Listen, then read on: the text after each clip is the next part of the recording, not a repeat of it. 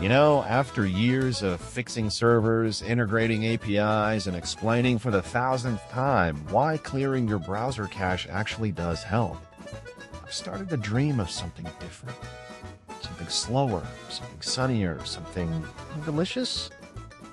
I'm talking about trading the screen glare for Vineyard flair. Yep, this is the story of an IT guy, me, thinking of swapping Python scripts for pruning shears and dashboards for dirt roads. So let's break it down. If you, like me, have ever wondered what it'd be like to move to southern Italy and start an agribusiness, here's what I've found. And spoiler alert, it's not all grapes and glory. Chapter 1, The Vineyard Dream. Owning a small winery in Apulia sounds romantic, and to be fair, it is. For 1 hectare of rented land, you can expect to produce around 5,000 liters of wine per year. That's about 6,600 bottles. If you sell some wholesale and the rest retail, you might gross around 39,000 euros annually. But wait, costs. Equipment, labor, marketing, bottles, it all adds up. Year 1 can cost over 60,000 euros, meaning you won't see profit until year 2. By year 5, you're making around 9,500 euros a year in profit. Respectable, not bad, but it's also a lot of hands-on work. And let's be real. If you're picturing yourself in a straw hat, leisurely sipping Chianti while the grapes practically harvest themselves, think again. It's sweat. It's sun. It's tractors and logistics and labeling regulations. But hey, there's magic in making something with your own hands.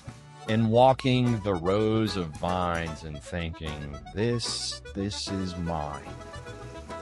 Chapter 2, The Saffron Gold Mine. Enter Saffron, the red gold. Less land, less water, no vineyard drama. For 1 hectare, you invest about 50,000 euros in year 1, mostly for bulbs, irrigation, and a bit of labor. Then, you harvest. And boom, 5 kilos of saffron can net you up to 150,000 euros in revenue. In later years, your costs drop dramatically because the bulbs multiply and keep on giving. Yearly profits can hit over 130,000 euros. You still have to do the picking, but hey, seasonal's in. Plus, you can dry and package it yourself. Add a little branding, some storytelling, hand-harvested saffron from the sunny hills of Apulia, and suddenly, you're not just a farmer. You're a premium artisan producer. And the best part? It's just you, a basket, and a field of purple flowers that bloom at sunrise. There's something kind of poetic about that. Chapter 3, The Olive Tree Legacy. Olive trees are the wise old men of the agri-world. They live 100 years, sometimes more, and once they're established, they're about as high maintenance as a cactus on vacation. 1 harvest a year. That's it. You can either sell olives directly or produce your own extra virgin oil, which doubles the profit and your dinner party status. Initial work includes planting, watering, and maybe whispering sweet nothings to them until they root. But after that, minimal upkeep and 1 big annual harvest. Classic, classy, and very Mediterranean. You can even build a brand around it, something like Code and Cold Pressed, because who says you can't bring your geek past into your olive oil future? Chapter 4, The Truffle Treasure. Now, if you're patient, and I mean Italian grandmother making ragu patient, truffles might be your thing. You plant inoculated oak or hazelnut trees, and then you wait 5 to 7 years. During that time, not much happens above ground. But beneath the surface, pure luxury is cooking. Then one day, trained dogs start sniffing out your buried treasure.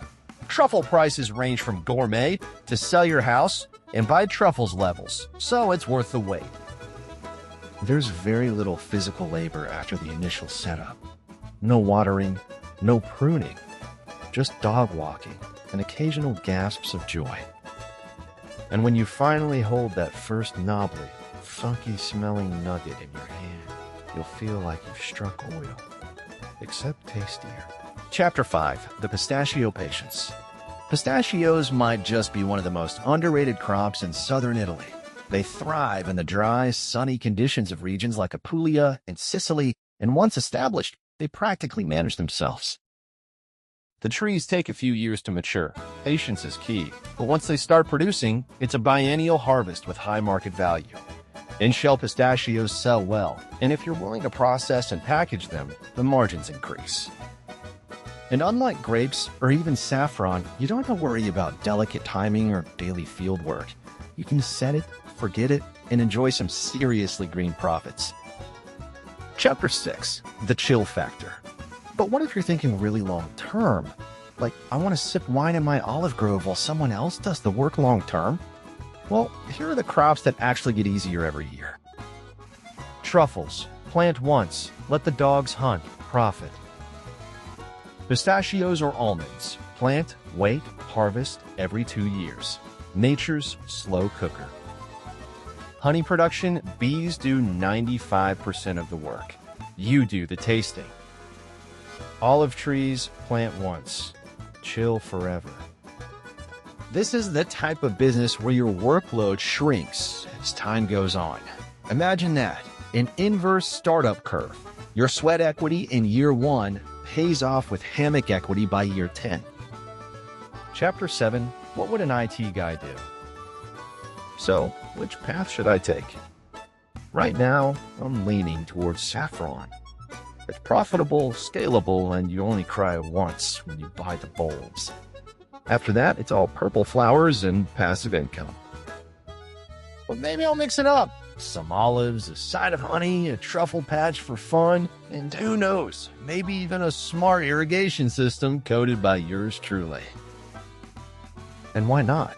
My IT background doesn't disappear when I become a farmer. It evolves. Maybe I'll track my harvest with a custom dashboard. Maybe I'll automate my greenhouse. Maybe I'll just put a QR code on every olive oil bottle that leads to a joke about JavaScript. I'm not saying I'll never write another line of code, but maybe, just maybe, I'll be writing it from a stone house overlooking the fields with a cat on my lap and a drying rack of herbs in the sun.